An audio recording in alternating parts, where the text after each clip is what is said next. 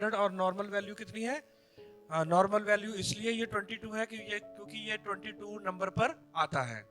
400 इसलिए है क्योंकि 10वें लेटर के बाद ये जो है 20, 30, 40, 50, 60, 70, 80, 90, 100, 200, 300, 400 ऐसे शुरू हो जाता है 10th लेटर के बाद, यानी कि योद के बाद। इसलिए इसकी जो स्टैंडर्ड वैल्यू जो वो 400 है। और मैं आपको बताऊं कि बाइबल जो है वो वैज्ञानिक है और मैथमेटिकल है। क्या है? वैज्ञानिक है, साइंटिफिक है। यदि साइंटिफिकली आप प्रूफ कोई इसको एक्सप्लेन करना चाहे तो साइंटिफिकली भी ये 100% जो है वो ट्रू है। यदि ज्योमेट्रिया में, यदि ज्योमेट्रिकली यानी कि आंकड़ों में, मैं आपको बता रहा हूँ कि आंकड़ों में ये बाइबल जो है वो भी बिल्कुल ट्रू है। क्योंकि जब हम उसकी वैल्यू मिलाते हैं, कभी हम वैल्यू बनाते हैं योशुआ की, है ना, तो ऐसे कई यरूशलेम की ऐसे कुछ वैल्यू तो वो सेम निकल के आती है। यूदे वावे की वैल्यू बनाते हैं तो वो सेम निकल के आती है। तो गमेट्रिया में भी यहोवा हमसे वो बात करता है नंबर्स में। ठीक है, नंबर्स में वो हमारे साथ क्या करता है? वो बात करता है। क्योंकि नंबर्स में यीशु मसीह ने कहा 7 के 70 गुना पतरस को, तो 7 के 70 गुना, इसका मतलब यीशु मसीह की बात मुंह से निकली हुई, दैट इज अ मीनिंग, कोई मीनिंग है। 5 रोटी और 2 मछली जो है आंकड़े आए हैं वो कुछ मीनिंग है। 7 कलीसियाएं हैं, 7 नंबर को आया है तो मीनिंग है। ठीक है, और 12 गोत्र हैं, वो भी उसका मीनिंग है। 6 दिनों में काम जो है वो पूरी सृष्टि को बनाया गया, 7वें दिन विश्राम के लिए बोला गया, उसका मतलब है। क्योंकि बाइबल में आंकड़े जो है, जो मैथमेटिकल जो है वो दिया गया है। यदि बाइबल में मैथ दिया गया है, नंबर्स दिए गए हैं, तो दैट बहुत ही बड़ा एक मतलब है उसका। तो उसको भी हमने समझना है। क्योंकि 7 के 70 गुना यदि हम जाएं तो वो 490 है। तो 490 किसकी वैल्यू है? वो बैतलहम की वैल्यू है। ठीक है, सब बोलेंगे हालेलुया। तो बैतलहम यदि हम हिब्रू में लिखेंगे तो बैतलहम की वैल्यू है रोटी का घर। तो पतरस ने कहा था ना कि यदि मेरा भाई कितनी बार मैं माफ करूं यदि वो गलती करे? 7 गुना। यीशु मसीह ने कहा कि 7 के 70 गुना। जो 70 को 7 से गुना करेंगे तो 490 टाइम। तो 490 जो है वो बैतलहम की जो वैल्यू है। और भी बहुत सारे ऐसे वर्ड हैं वो 490 टाइम। यानी कि जैसे आप दूसरों को रोटी देते हैं, जैसे आप रोटी लेते हैं हैंड टू हैंड, वैसे ही है हमेशा आपको क्या करनी है? माफी देनी है। तो माफी का कोई भी अंत नहीं है। You should forgive always. Yeshu Masih का कहने का मतलब था कि 490 बार नहीं, मतलब कि 490 बार नहीं करना माफ, मतलब कि 490 बार से भी ज्यादा। यानी कि बैतलहम का मतलब है हैंड टू हैंड, रोटी हैंड टू हैंड देनी। ठीक है ना, रोटी का घर। तो हमेशा हमें माफ करना। तो मैं आपको क्यों बता रहा हूं? क्योंकि आंकड़ों के बारे में, क्योंकि आंकड़े जो है वो बाइबल में जो दिए गए हैं वो बहुत ही जो है वो महत्वपूर्ण है। सब बोलेंगे हालेलुया। तो ये जो स्टैंडर्ड वैल्यू 400 है, और 22 नंबर पे ये जो 22 नंबर पे ये ताव है, तो 22 नंबर पे ये है, तो इसकी नॉर्मल वैल्यू है। तो कितनी बार ये तोरा में आया है? कितनी बार ये तोरा में आया था? मैंने आपको बताया था कि मूसा की 5 के तरह 17,949 बार, 17,949 बार इसके बारे में वो आया है। तो इसकी जो पिक्चर क्या है? ठीक है, क्योंकि पुरानी जो अब्रीत, एक्चुअली में जो इब्रानी को पता क्या बोला जाता था? इब्रानी को इब्रानी नहीं बोला जाता था, इसको अब्रीत बोला जाता था। क्या बोला जाता था? अब्रीत। जब अब्रीत लिखी जाती थी तो पिक्चर के साथ, पिक्टोग्राफ के साथ क्या की जाती थी? वो लिखी जाती थी। तो लोग पिक्चर को समझ के ये अनुमान लगाते थे या ये समझते थे कि ये लिखा हुआ है। ठीक है, लैंग्वेज जो है इब्रानी लैंग्वेज कौन सी किसमें लिखी जाती थी? पिक्चर्स में, तस्वीरों में।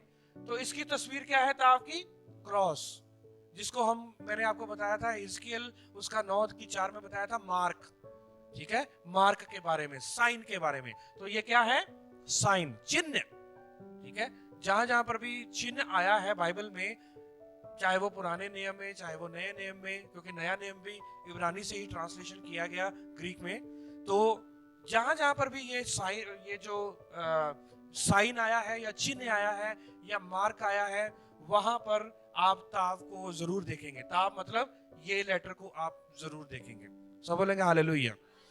तो यहोवा ने कहा कि मैं एलफ भी हूं और ताब भी हूं, मैं आदि भी हूं और अंत भी हूं। तो एलफ का मतलब मैंने आपको बताया था, एलफ की पिक्चर क्या थी?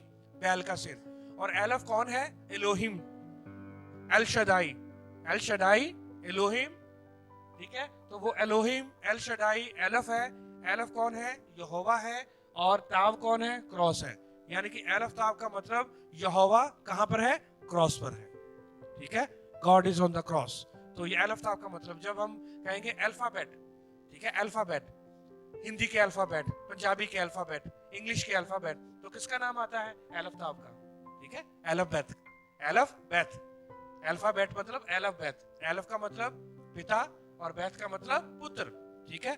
तो इसका मतलब जब कोई बोलता है तो उनको पता नहीं है कि वो एलफबेथ क्या बोल रहे हैं, अल्फाबेट, अल्फाबेट क्या बोल रहे हैं, वो पिता और पुत्र बोल रहे हैं। वो चाहे वो इंग्लिश में है, चाहे वो हिंदी में है, चाहे पंजाबी में, चाहे वो कन्नड़ा में, चाहे वो तमिल में, चाहे वो मलयालम में। कहते हैं ना अल्फाबेट आपको आते हैं? आपको मलयालम के अल्फाबेट आते हैं, आपको पंजाबी के अल्फाबेट आते हैं, आपको हिंदी के अल्फाबेट। तो अल्फाबेट उनके मुंह से निकलता है। इंग्लिश के अल्फाबेट आते हैं तो अल्फाबेट उनके मुंह से निकलता है, एलफबेथ निकलता है। तो एलफबेथ कौन है? यहोवा और बेटा। सब बोलेंगे हालेलुया।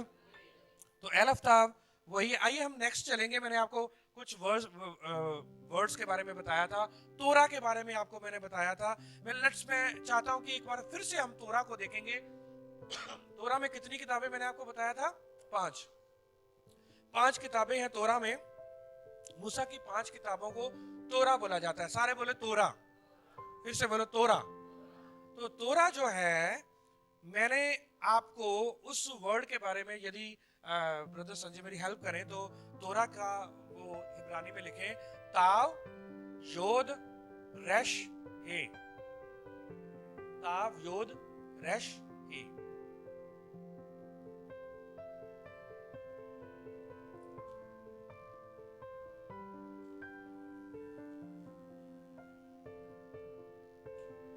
ताव योद रेश हे। और ताव की ये तस्वीर क्या है?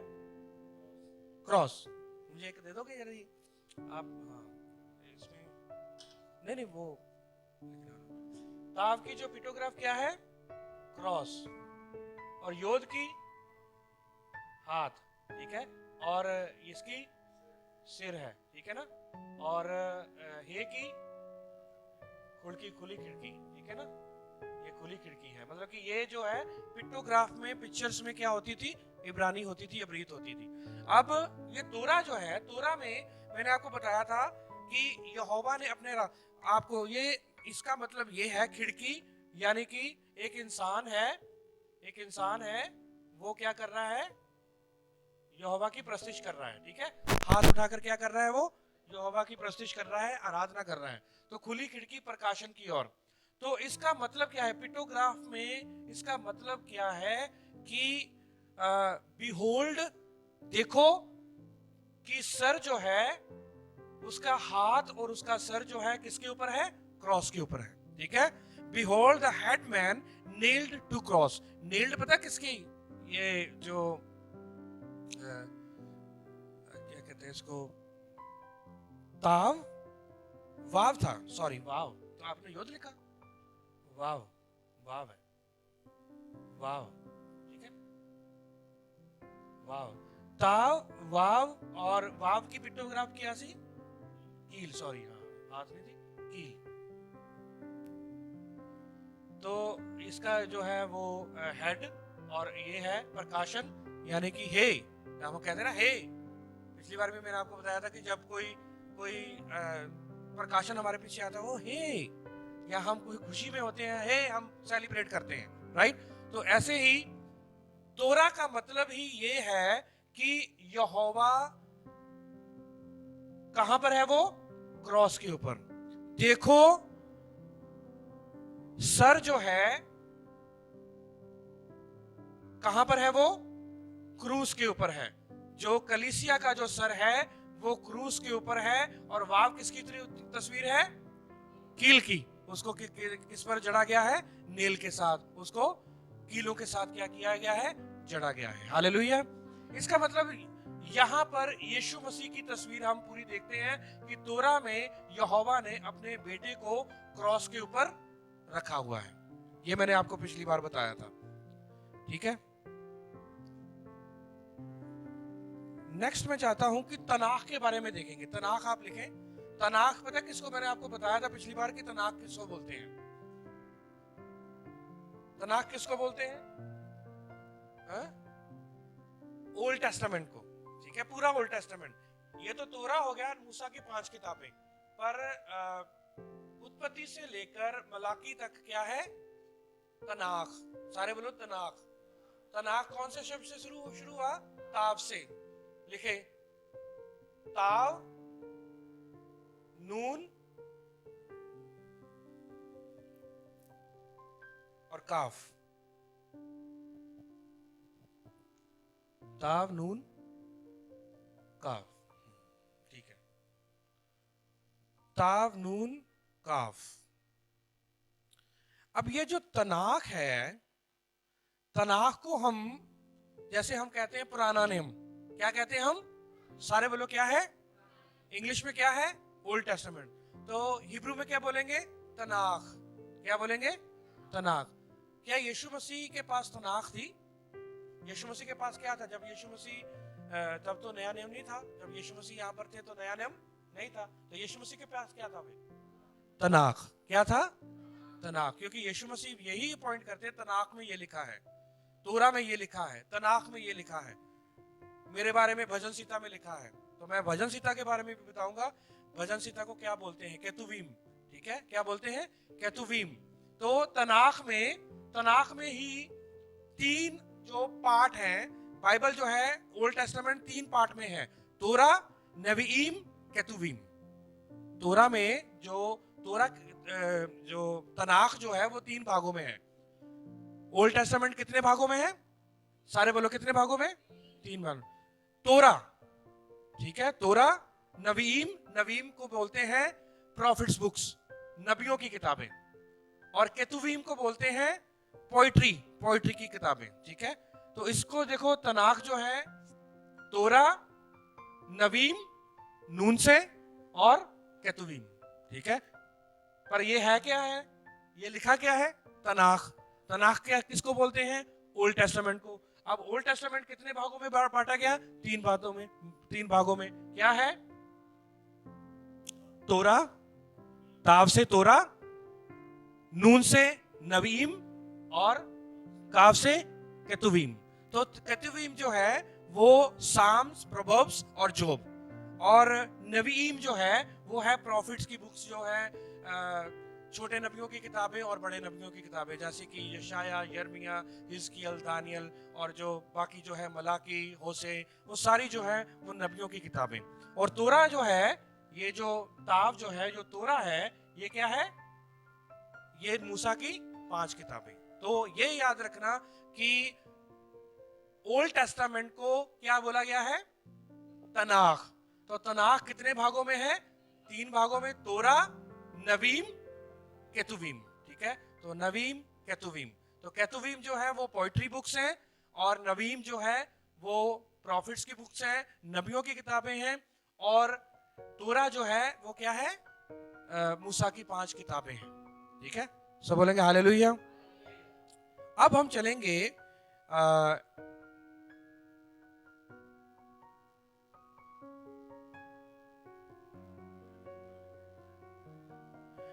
ब्रिथ। लिखे, इसको मिटा के लिखे, बेथ, रेश, योद, ताव। फिर से यहां पर ताव लास्ट में आया। बेथ, रेश, योद, ताव।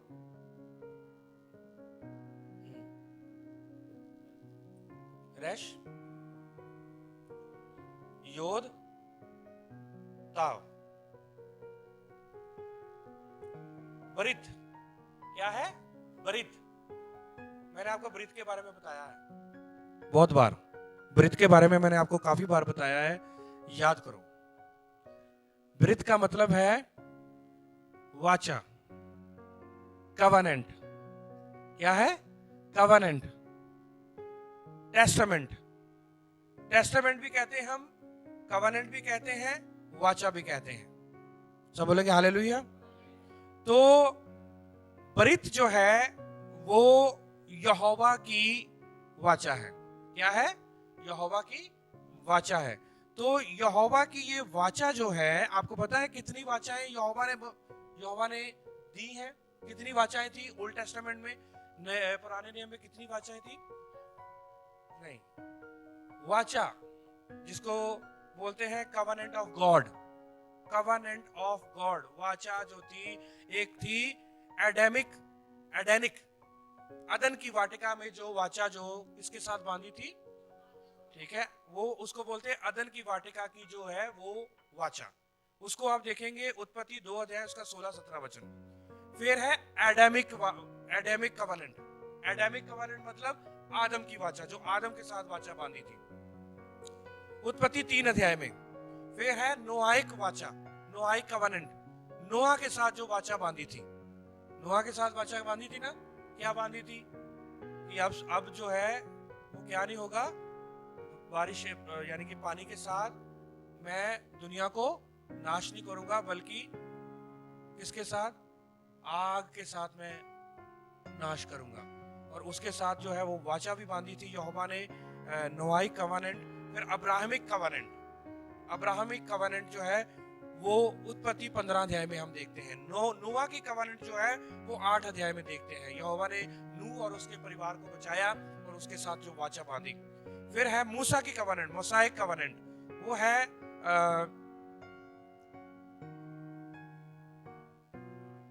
निर्गमन 19 अध्याय से 24 अध्याय तक। ये सारी जो है वो मूसा की कवनेंट है। फिर है प्रॉमिस लैंड की कवनेंट, वो है 7वीं कवनेंट। प्रॉमिस लैंड की लैंड कवनेंट वो है व्यवस्था विवरण 29 अध्याय और उसका से 30 अध्याय, 29 और 30 अध्याय। ये 7 कवनेंट हैं। और एक और 8वीं कवनेंट है, उसको बोलते हैं न्यू कवनेंट, नई वाचा। क्या बोलते हैं उसको? नई वाचा, जो कि यहोवा ने पहले से ही यिर्मयाह 31 अध्याय उसका 31 वचन में वो दे दी थी। मैं रेफरेंस इसलिए दे रहा हूं ताकि आप इसको आप जरूर खुद पढ़ें, क्योंकि वो जो वाचा थी उसमें मसाया की आने की क्या थी? भविष्यवाणी थी। ये तो उनको बचाया। डेविड की कवनेंट, डेविडिक कवनेंट भी है, ठीक है, Edenic covenant, Adamic covenant, Noahic covenant, Abrahamic covenant, Mosaic covenant, land covenant, तो डेविडिक कवनेंट, तो ये है न्यू कवनेंट।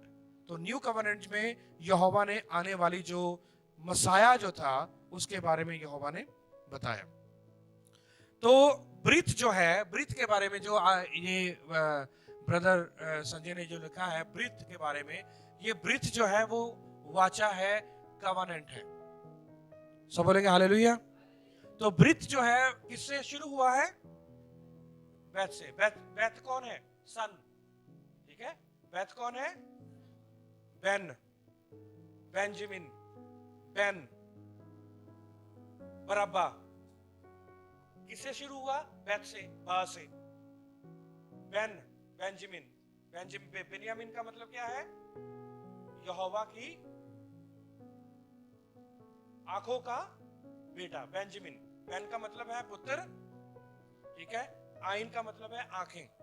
तो यहोवा की आंखों का तारा, यानी कि आंखों का वो बेटा। तो यहाँ पर बेथ आया है, तो बेथ कौन है? पुत्र। और ताव कौन है? वो यीशु मसीह। तो इसका मतलब ब्रिथ में कौन है? ब्रिथ जो है वाचा में कौन है? पुत्र है। कहां पर है वो? क्रॉस के ऊपर है। सब बोलेंगे हालेलुया। तो ये जो ब्रिथ है, ये कवनेंट में ही यीशु मसीह वो क्रूस के ऊपर वो इस ब्रिथ में वो हम देखते हैं। तो आइए मैं चाहता हूं कि इसको हम देखें आगे।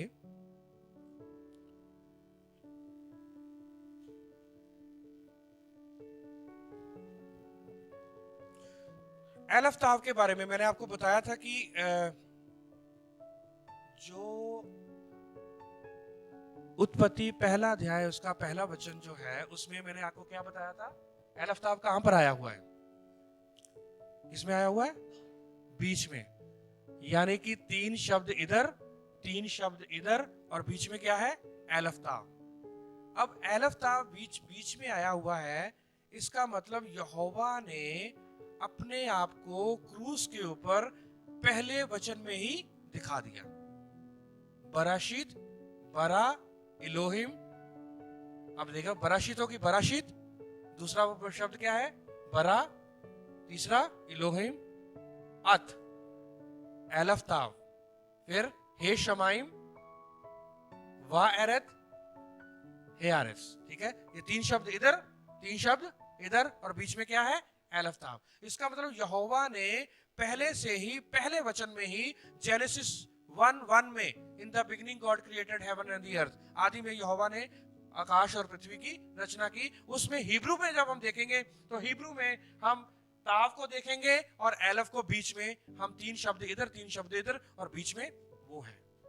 ठीक है, तो इट्स अमेजिंग, मतलब कि ये बहुत ही एक अद्भुत बात है कि यहोवा ने एलफ ताव को पहले वचन में ही रख दिया था। तभी उसने बोल दिया कि मैं बिगिनिंग भी हूं, मैं एंड भी हूं। सब बोलेंगे हालेलुया। अब जब मैंने कुछ वर्सेस को मैंने देखा, जैसे कि उत्पत्ति 25 का 28 पढ़े, मैं चाहता हूं कि उत्पत्ति 25 का 28 पढ़े। इसके बारे में थोड़ा सा मैं आपको बताऊंगा कि एलफ ताव जो है बहुत सारे ऐसे लोगों के साथ जुड़ा। आप उसको इब्रानी की भाषा में भी जाके देख लेना। ठीक है, जो मैं आपको यहाँ पर बता रहा हूँ, इब्रानी की भाषा की बाइबल को आप खोलना और वहां पर वर्ष को निकालना, आप देख सकते हैं। 25 की 28।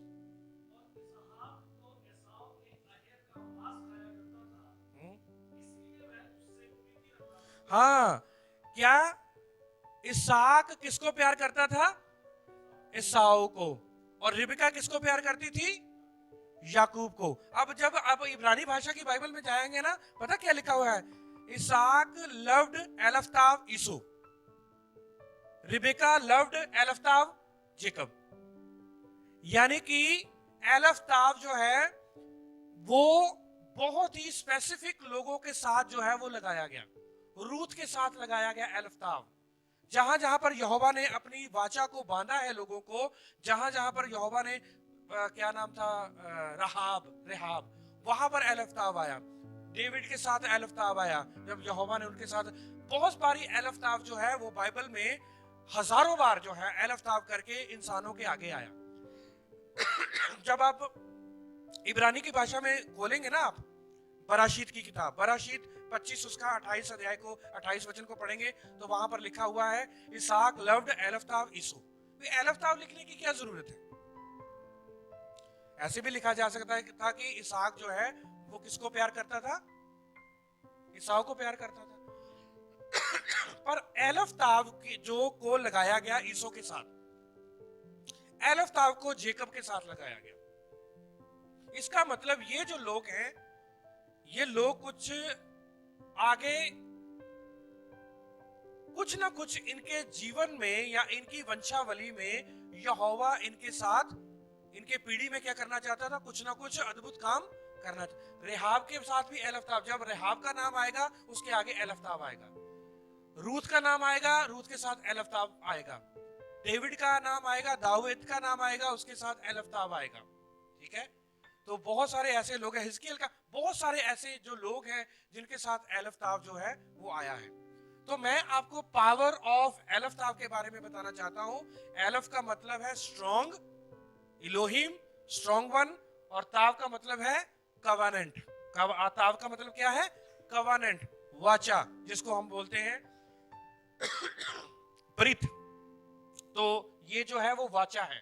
तो स्ट्रॉन्ग वाचा जो है, एक अद्भुत वाचा, एक मजबूत वाचा जो है, यहोवा ने कुछ खास लोगों के साथ क्या है वो बांधी। मुझे नहीं पता आपको समझ लगी या नहीं लगी, पर मैं आपको कुछ एक ऐसी बात बता रहा हूं जो कि सिर्फ हम इब्रानी में देख सकते हैं, हम और किसी लैंग्वेज में हमें नहीं मिल सकती। एलफ्ताव सिर्फ कहां पर दिखेगा हमें? इब्रानी भाषा में दिखेगा, खास लोगों के साथ, जेकब के साथ, ईसाऊ के साथ, अब्राहम के साथ, नोहा के साथ, उनके साथ एलफ्ताव लगा हुआ है। एलफ्ताव, एलफ्ताव, एलफ्ताव, एलफ्ताव। तो ये जो है दो शब्द जो हैं अल्फाबेट, ये स्पेसिफिक हैं जो कि कई लोगों के नाम के आगे लगे हुए हैं। ठीक है, इसका मतलब यहोवा की योजना उनके जीवन में, यहोवा की वाचा उनके जीवन में स्पेसिफिक है, खास है। ठीक, सब बोलेंगे हालेलुया। आइए हम एक और वर्ड को देखेंगे, वो है तहलीम। कौन सा वर्ड है? तहलीम। तहलीम को बोलते हैं, उर्दू में बोलेंगे जबूर, इंग्लिश में बोलेंगे साम, ठीक है, और हिंदी में बोलेंगे भजन सीता। तो हिब्रू में क्या बोलेंगे? तहलीम। सारे बोले तहलीम, फिर से बोले तहलीम। ताव, हे, लामिद, योद, मैम, ये 5 जो है वो शब्द हैं तहलीम।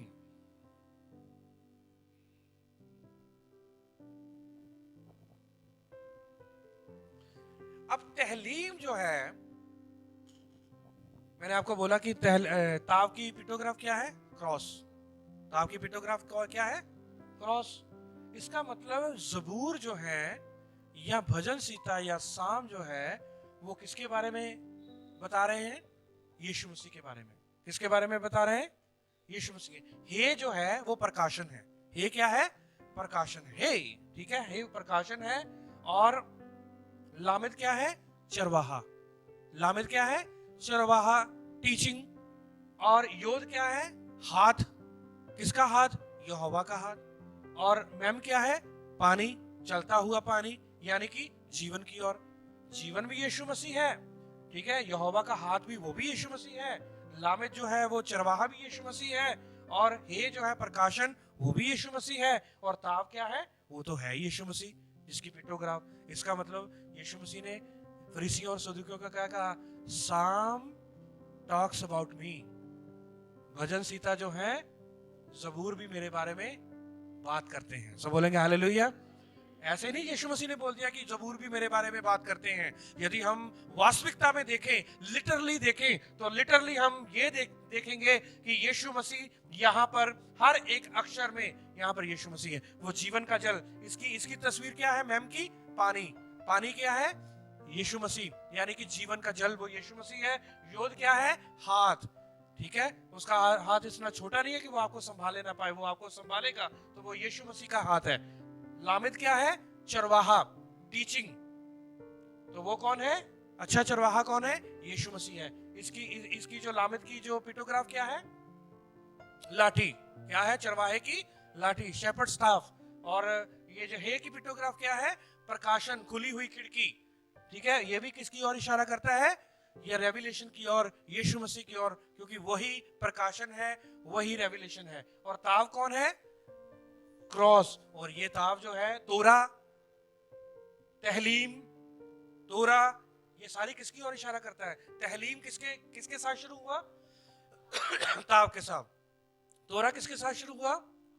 ताव के साथ। तो इसका मतलब ताव जो है, यहोवा ने ताव हिब्रानी में इसलिए रखा क्योंकि पहले से ही, तभी यीशु मसीह ने कहा, वचन में लिखा है कि जगत की नींव रखने से पहले ही वो मेमना क्या हो चुका था? वध हो चुका था। सब बोलेंगे हालेलुया।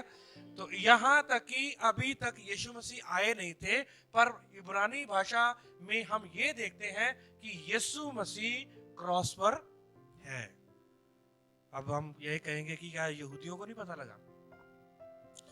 यहूदियों को पता नहीं लगा क्या? यहूदी नहीं इस बात को समझ सकते थे?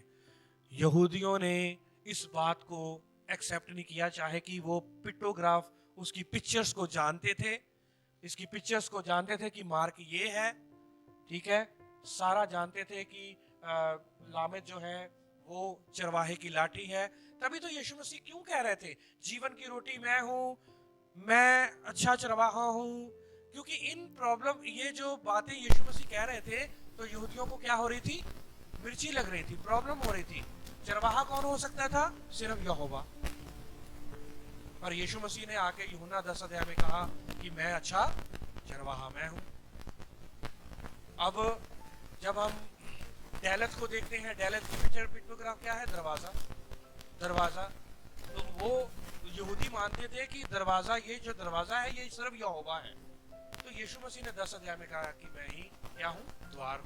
जब यीशु मसीह ये बातें यहूदियों को बोल रहे थे ना, तो उनको कह रहे ये कैसे डैलथ हो सकता है?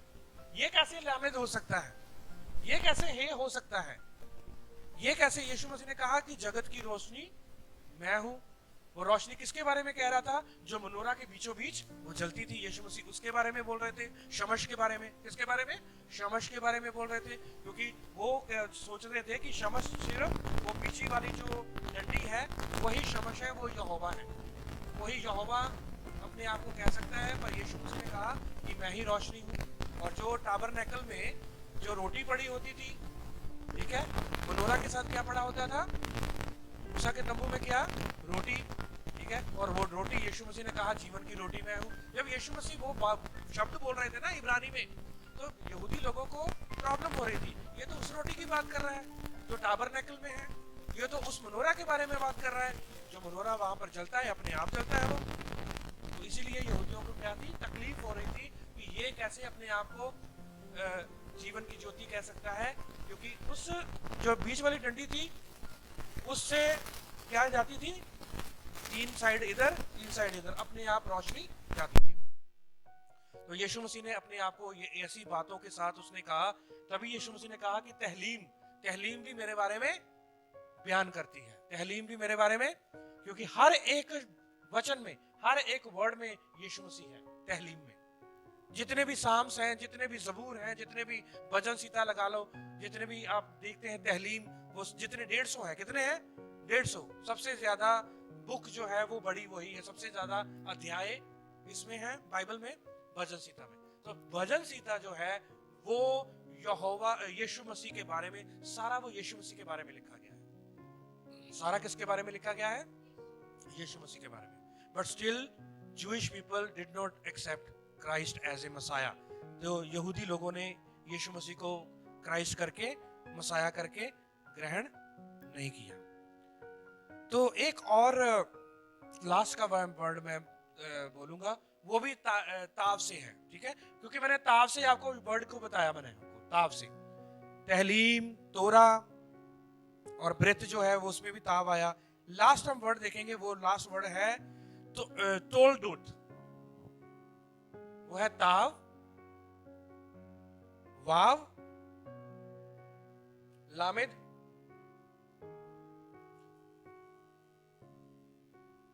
ताव, वाव, लामिद, फिर डेलत,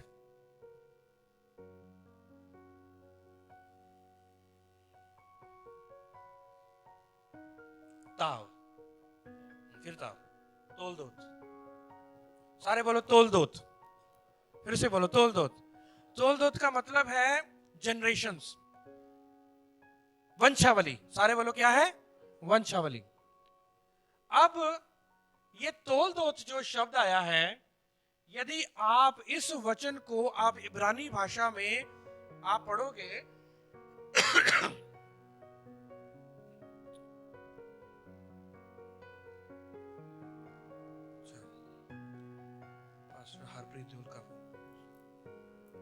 यदि आप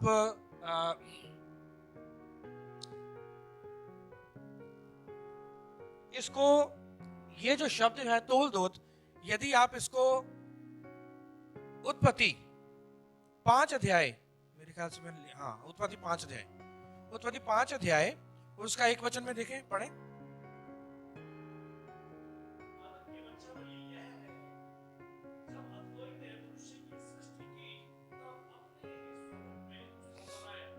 सब बोलेंगे हालेलुया।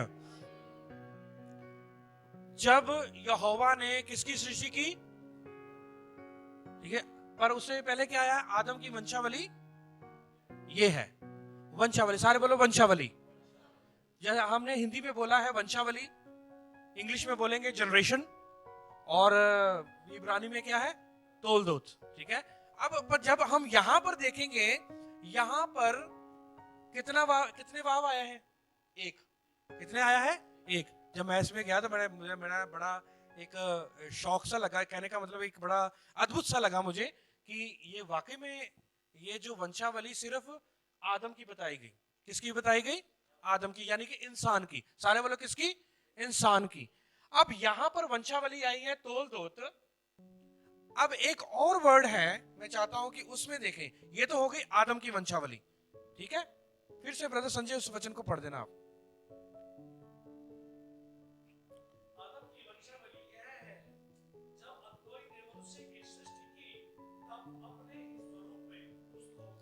अपने ही स्वरूप में उसको बनाया। किसको?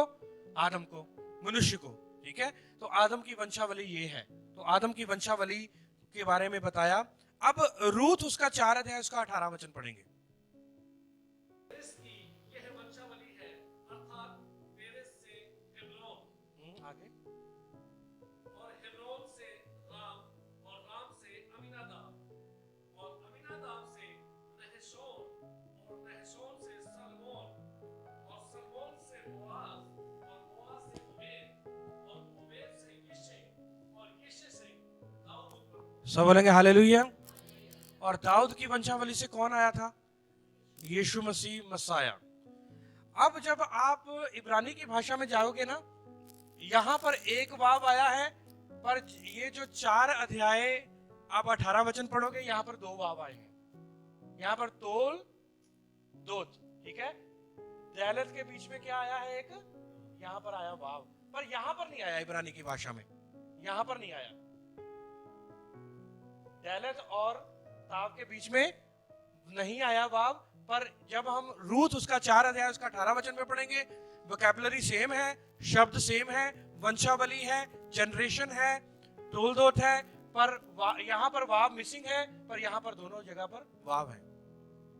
मतलब कि ये एक मुझे बड़ी एक गहराई की बात लगी कि यहां पर वाव है नहीं है, पर यहां पर 2 वाव है। एक यहां पर वाव है, एक यहां पर वाव है। क्या आपने इसमें से क्या देखा? क्या आपने सोचा, या क्या आप सोच रहे हैं? वंशावली वहां पर भी है, तोलदोत जो है वो आदम की वंशावली वहां पर शुरू हुई, और यहां पर जो है वो वंशावली हम वहां पर भी देखते हैं पेरेस की, और वो कहां पर आके खत्म हुई? वहां पर दाऊद के नाम पर आकर खत्म हुई। कोई कुछ बोल सकते हो आप कि क्यों? जब इब्रानी की भाषा में शब्द जो है यहां पर मिसिंग है, उत्पत्ति 5 अध्याय 1 वचन में मिसिंग है तोलदोत, वर्ड सेम ही है, वंशावली, जनरेशन, पीढ़ी, शब्द सेम ही है, पर यहां पर एक जो शब्द है इब्रानी भाषा का, यहां पर वो मिसिंग है, पर यहां पर मिसिंग नहीं है। रूथ में मिसिंग नहीं है, पर इसमें उत्पत्ति 5 अध्याय 1 वचन में मिसिंग है। यहां पर एक वाव है, यहां पर 2 वाव है, पर है दोनों का मतलब सेम ही, तोलदोत।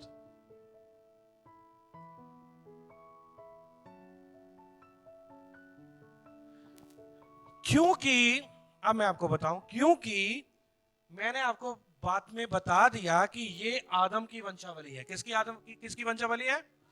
अभी तक उस वंशावली में मसाया की आने की जो बात जो है, वो कौन से पीढ़ी से आएगा वो नहीं पता लगा। ठीक है, इसलिए वहां पर वाव क्या है? मिसिंग है। एक वाव वहां पर मिसिंग है क्योंकि वो आदम की वंशावली है, पर आदम की आगे जो वंशावली है, कौन सी पीढ़ी से, कौन सी लाइन से यीशु मसीह आएंगे, वहां पर कोई तय नहीं हुआ 5 अध्याय 1 वचन में। पर रूथ की किताब में 4 अध्याय 18 वचन में, इसलिए ये वाव यहां पर आ गया, सेकंड वाव इसलिए आ गया क्योंकि वहां पर दाऊद का नाम आ गया, और स्पेसिफिक हमें यकीन है, और यह पक्का यकीन है कि दाऊद के वंश से मसाया आया। इसलिए यहां पर वाव मिसिंग है और यहां पर वाव आ गया। यहां पर जनरेशन क्या है? यहोवा की जनरेशन क्या है? इनकम्प्लीट है। पीढ़ी क्या है? वंशावली इनकम्प्लीट है, पर रूथ पर आकर क्या हो गई? कंप्लीट हो गई। समझ लगी? हाँ, बिल्कुल बिल्कुल, सब बोलेंगे हालेलुया, हालेलुया। तो ये जो कई बार बहुत सारे ऐसे शब्द हैं, बहुत सारे ऐसे शब्द हैं, कई बार आपको योद जो है एक सेम शब्द होगा, योद वहां पर होगा, पर आगे आकर मिसिंग हो जाएगा। मैंने आपको बहुत सारी ऐसी बातें मैंने आपको बताई थी, वोकैबुलरीज आपको बताई थी कि योद मिसिंग है, कहीं पर वाव मिसिंग है, कहीं पर वो शिन के बीच में जो बिंदु जो है वो मिसिंग है। तो ये चीजें जो है हम जब स्टडी करेंगे तब हमें पता लगेगा कि वाकई में बाइबल में गहराई जो है वो कितनी है। यहोवा ने ऐसे नहीं ये लैंग्वेज को, ये वाव ऐसे नहीं मिसिंग किया गया वहां पर। मिसिंग इसलिए किया गया क्योंकि वहां पर जनरेशन जो है, वो लाइन जो है जहां से मसाया आना है, वहां पर कोई स्पेसिफिक कोई अनुमान नहीं है कि कहां से आएगा। क्योंकि आदम के बाद जो तो बहुत सारे आए, आदम से तो बहुत सारे पैदा हुए, पर कौन सी लाइन से आया, कौन सी लाइन से आया, कौन से वंश से आया, वो तो पता नहीं। पर जब हमने यहाँ पर देखा रूथ, उसका 4 अध्याय उसका 18 वचन में, वहां पर दाऊद का नाम आया, ओबेद का नाम आया, बोयस का नाम आया। तो वहां पर आकर हमने ये देखा कि उस वंश से कौन आए हैं, यीशु मसीह आए हैं।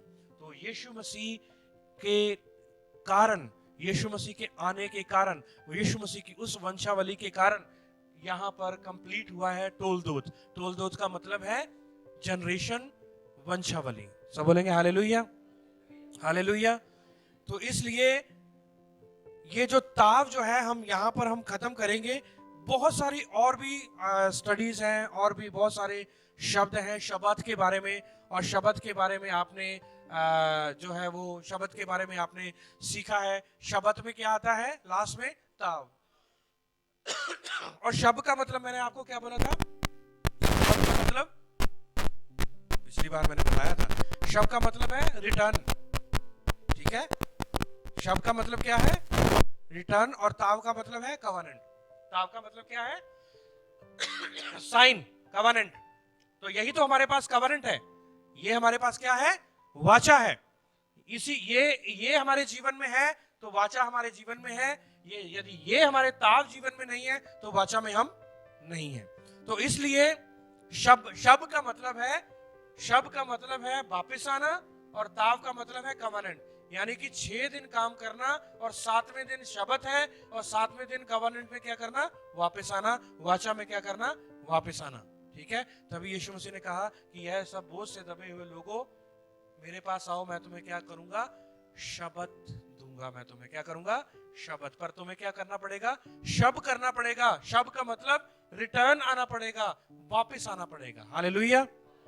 मुझे नहीं पता कितने आपने इस बात को आप गहराई में सोच रहे हो, या गहराई में आप जा रहे हो, क्योंकि शब्द जो है और यीशुआ जो है वो सेम है। उसकी वैल्यूज जो है शब्द और यीशुआ, उसकी ग्रामेटिया की वैल्यू क्या है, वो सेम है। सब बोलेंगे हालेलुया। तो जब हम शब्द में आते हैं, आराम में आते हैं, तो किसके पास आते हैं, यीशुआ के पास। किसके पास आते हैं हम, यीशुआ के पास आते हैं, यीशु मसीह के पास आते हैं। ऐसे नहीं यीशु मसीह ने बोल दिया, ऐ बोझ से दबे हुए लोगों मेरे पास आओ, मैं तुम्हें क्या दूंगा, जिंदगी का विश्राम दूंगा। शब्द में आपको लेके जाऊंगा, मैं आपको विश्राम में लेके जाऊंगा। और लेकर कौन जाएगा, यीशु मसीह, ठीक है। तो इस ताव के बारे में जितना भी मैंने आपको बताया है मेरे प्रियो, ये बहुत ही लेस है, जस्ट ऊपर से इंफॉर्मेशन आपको मैंने दी है। 22 लेटर मैंने आपको बताए, आज हमने खत्म किया है। और मैं चाहता हूं कि इसको आप स्टडी करें और भी ज्यादा। यदि आपको कोई आपको फील हो रहा है कि कुछ बातें शायद हमें समझ नहीं लगी या कैसे हैं, तो आप YouTube में दोबारा जाएं, और यदि आपको फिर भी समझ नहीं लग रही या कुछ बात है, तो आप हमारे साथ संपर्क करें, हमारे साथ बात करें, तो हम आपको दोबारा भी बता सकते हैं। कुछ बातें जो हैं, ऐसी बातें, गहराइयों की बातें मैंने आपको आज जैसे बताया, जनरेशन के बारे में, तोलदोत के बारे में।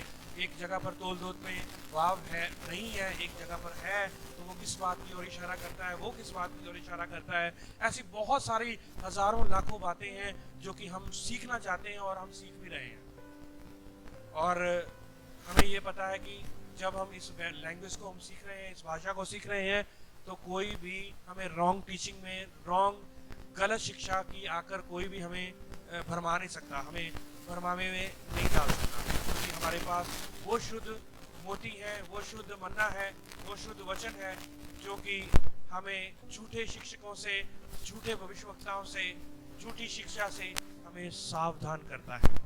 तो मैं आपको इनकरेज करना चाहता हूँ, ऐसे पासवान, ऐसे आपका फ्रेंड, आपका दोस्त, आपका मित्र होने के नाते मैं आपको सावधान करना चाहता हूँ उन झूठे शिक्षकों से, झूठे भविष्यवक्ताओं से, जो तरह तरह की बातों से आपका मन लुभाते हैं और कान खुजलाने वाली बातें कहते हैं।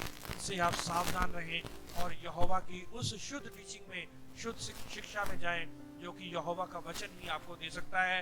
इब्रानी भाषा में आप शुद्धता में जा सकते हैं, क्योंकि शुद्धता जो है उस भाषा में ही आपको परमेश्वर का वचन शुद्ध जो है उसमें ही मिलेगा।